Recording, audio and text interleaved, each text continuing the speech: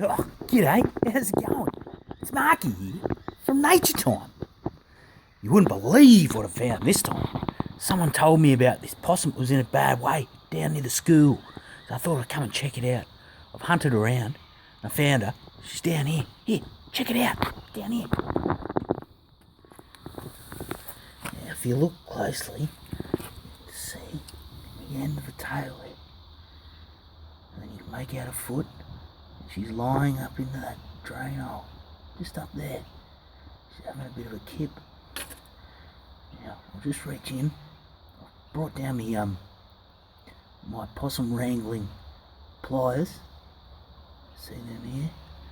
I'll just grab her if I can. Actually, she doesn't go. Normally I by hand things if I can. It doesn't hurt them, but you never know how possums are going to behave, eh? Oh, got her. Jeez. Oh, she got a bit of fight. Oh, she's strong. Oh, crikey. Look at that. Gee, she's a good one, isn't she? Oh, fair dinkum.